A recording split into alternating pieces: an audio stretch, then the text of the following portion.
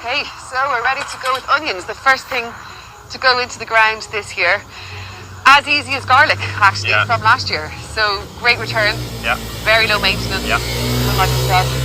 So yeah, what do we need to do? Yeah, really straightforward crop and fantastic. So because we're going from sets, which we'll talk about in a second, not a huge amount of ground preparation to do, but a very simple thing just to kind of get it a little bit flat. So we're giving it a little bit of a hole to loosen up the soil first.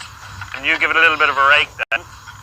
But we're not sowing seeds here, so we don't need to be worried about it being, you know, hyper flat. The other thing we need to think about is feeding, right? So we did get some compost onto this soil before Christmas. So there's lots of nutrition in it, but we're just going to give it a little bit of a helping hand. Have a bit of a smell of that. Oh, Michael Kelly. So these are poultry manure pellets, which are a bit stinky, but fantastic. Very stinky. Organic general fertilizers. So I'm going to get you to do that. Thanks. So we just need about a handful per square yard and just sprinkle them on the surface of the soil like that, yeah? Is it potassium that onions really love? It is indeed, yeah. So potassium is basically what onions need and helps them to store for longer. Okay. So this is a seaweed feed. And again, same thing, same application. So we're doing just about a handful per square yard. Oh yeah. So just get our rake now and just give that a little bit of a rake in. Yeah, nice and even there, that's it. So we're ready to get our sets now and get sown. So this is a set. Yeah. How come we're growing onions from sets and not seed? These are basically immature onions that someone else has grown from seed. Oh, okay. Yeah? If you want to grow them from seed, you have to start much earlier in the year, like January. Yeah. So, do you remember when we were chitting the potatoes last year, which was a good thing? This is not good for onion sets. Exactly. So, generally speaking, anything that's already sprouted like that, it's not a good idea to even try planting it. You're also trying to get a nice round onion. The size of it is not that important. And obviously anything soft, like this one is kind of starting to rot. You definitely don't want that, yeah? So I think you were saying that there's going to be about 10? Yeah, so our spacing is, the rows are 25 centimetres apart, which is, this board is exactly that width. So the spacing in the row determines how big an onion you get, but the best yield is from about 10 centimetres apart, right? Okay. So we do our row along here like that, along the edge of the board. And with onion sets this end, the flat edge is where it's going to take root from. And we just literally stick them down so that they're showing, about half the onion is showing above the surface of the soil. And then 10 centimetres over, you do the same again.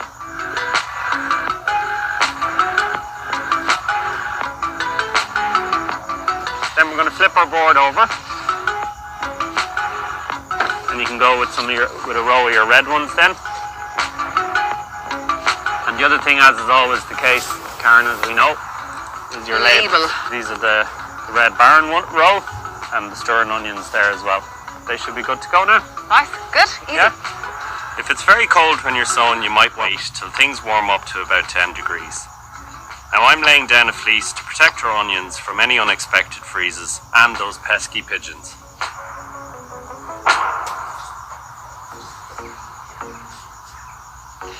So Mick has gone in for a coffee and I've taken the opportunity to schnaffle the few sets, that were left over from the raised bed. The good news is, if you don't have any space, you can still have the onion growing experience because they do actually grow well in a container, just not to full-sized onions. So we're actually going to grow them side by side, really closely together. If you are growing them outside, they're fine, but if you're going to grow them inside, don't forget to keep on top of watering them. So in 6 weeks' time, we're going to have some delicious scallion-y type things that are going to knock Mick Kelly's socks off.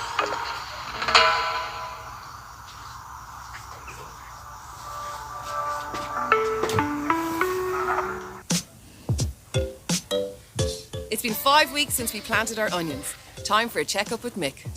So yeah, like these are doing great, aren't they? Yeah, they're really good. So the fleece cover came off, I'd say, about 2 weeks ago or so. So the only thing, you know the way you're always slagging me about my kind of... Me slag you? Yeah. Never. My really attention to detail when it comes to spacing. Yes. But the beauty of having the really lovely, neat spacing... You're going to tell me there's method to your madness Yeah, now. there is. Okay. It means you can run the hoe up and down between the rows. And the key with this is to hoe before you see any weeds. Okay. So that's literally all there is to it, really. With Good. Now, at the same time as we put these directly into the ground, we also sowed some in a container. Would you mind? Sorry. Your Majesty, I'll just step out of shot Yes, for 1 Queen second. Bee. Okay, so look at these beauties. I'm only going to harvest about half of them, do you reckon? And then see how the other ones get on. Yeah, Yeah? exactly. I mean, another 3 weeks they'll be fine Okay. in that container. And again, they just, like, gently, obviously, because you Yeah. need to be mindful of them. But, oh yeah, look, this is perfect. So the set is just kind of rotting away. But if you peel that off, and then we have the really lovely scallion just underneath. You can sow and harvest from a container all the way through the summer for a continuous supply of fresh scallions.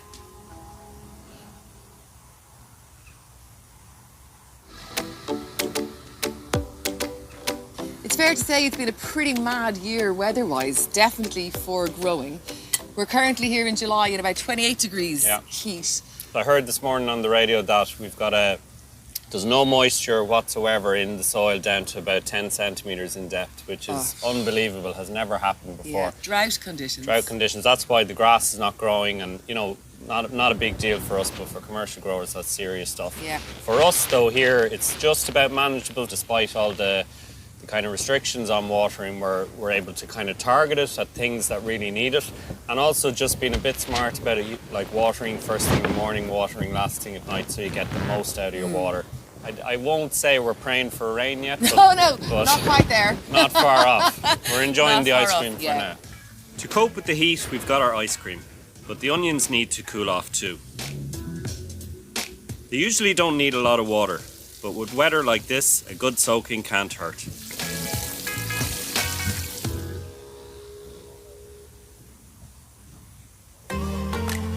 A month on and it's still warm and dry. The onions are doing great, but there's still some things we need to keep an eye on. The only other thing we talked about this the last time is weeding. Weeding, yeah. They hate weeding. With hoeing, you need to be very careful. You can hoe in the rows, but in close, you need to be really, really careful, because if you hoe too close to them, you're going to damage the roots. And if you damage the roots, you're going to set them back. So there's very little weeds in this bed. There's one. It's there almost like a prototype. Have you been out like Yeah. 24/7? I placed it there. But that weed is actually just, they don't like weed competition at all, so you as well just pull that out. We're just going to give them a bit of a watering, and that's pretty much that. And these are going to be fine for another for another couple of weeks. So Should we hopefully, pull out your hand there for a sec?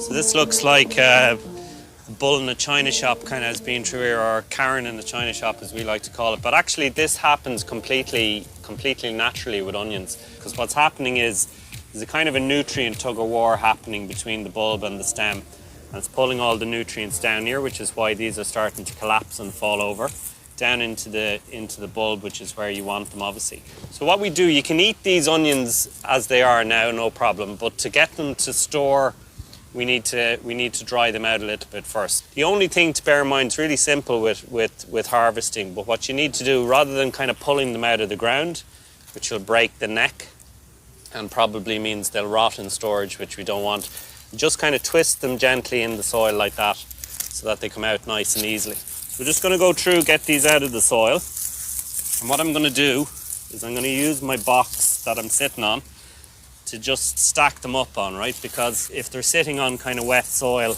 that's not going to help with them with the drying process. You don't mind them getting wet every now and then, but they need to be able to dry out as well. And from a relatively small space, raised bed, you've got to be happy with that for a crop of onions.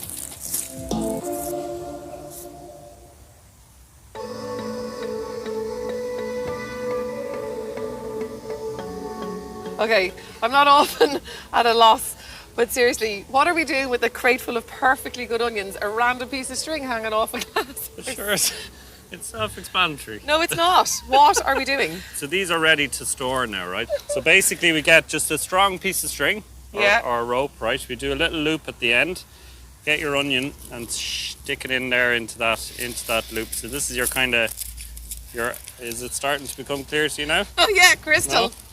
So this is our anchor onion. Okay.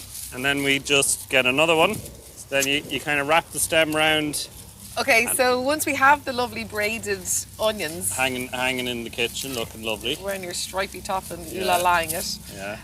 How long will they last for? These will last probably till I find around February, March they start to get a bit soft. Yeah. So this, another 4 or 5 hours of this, and we'll be done.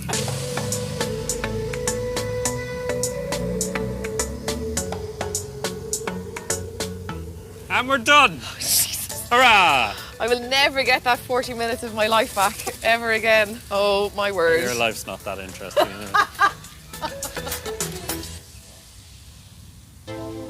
Time to head into our new resident chef, Katie Sanderson. She's going to make the perfect brunch with our onions and a couple of Nikki's eggs. First thing we're going to do is put our pot on the heat. So we're going to put that on while we're chopping our onions to get it really nice and hot so that we can get a really nice char on the onions. We're just chopping them in half and then in threes because we want really big chunky bits for the eggs.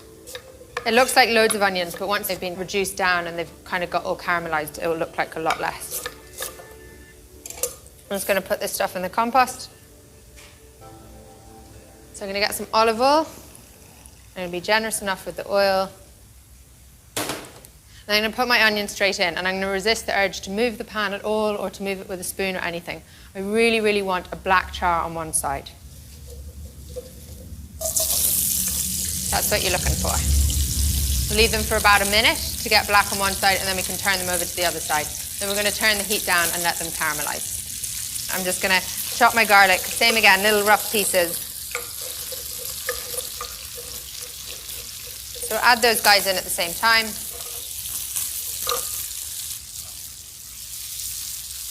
Yeah, and you've got a really nice char and caramelization on them. And now I'm going to turn the heat right down. Probably going to be about 25 minutes for them to cook. Really perfect recipe for kind of lounging around, maybe grab a coffee, read the papers, and then come back to it.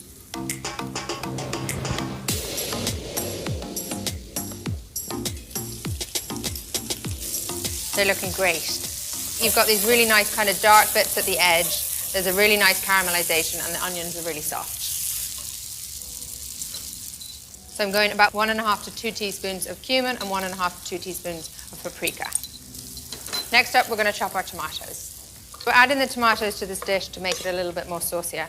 A lot of people are familiar with shakshuka, which is using like tinned tomatoes, and you cut the onions really small. So it's a similar type of dish, but just everything's a bit more chunky, and we're using fresh tomatoes grown in the greenhouse outside. So I'm going to get all these tomatoes into the pan. I really love this way of cooking where it's all in the one pot, not too much mess, and using really nice fresh ingredients. And then I want those tomatoes to disintegrate down a little bit. We're going to put the lid back on for about another 10 minutes. I really like having some recipes in my repertoire which you can kind of relax while you're cooking. It's really forgiving. It doesn't matter if you burn things, if you char them, it actually adds flavour. I'd say we're up on about 10 minutes though, so I'm going to check on the tomatoes. These are looking really great. So we're going to make 4 little pockets here. So these are going to be ready in no time, maybe about a minute or so. So I'm going to quickly chop my spring onion and my coriander ready for the top for garnish. Take that off the heat before the eggs cook any further. Then we're going to go loads of spring onion and then some coriander at the end. So all we've got left is to add some bread. It's a really perfect dish for sharing and really, really yummy.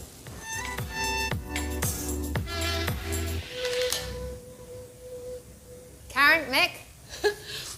For a second there, I thought you were going to call me by my full name, and that meant I was in trouble. Look at that. What's this? So this is Berber eggs, really nice brunch dish, loads of runny yolk, Moroccan inspired. Get stuck in. That looks absolutely gorgeous. Can we? Yeah, dip feels away, like yeah. a shame to kind of. So hang on, like eggs, my clearly God. Nikki's eggs, I believe. Yeah. Nikki Kelly's eggs. Nikki yeah. Kelly. What else, And- Katie?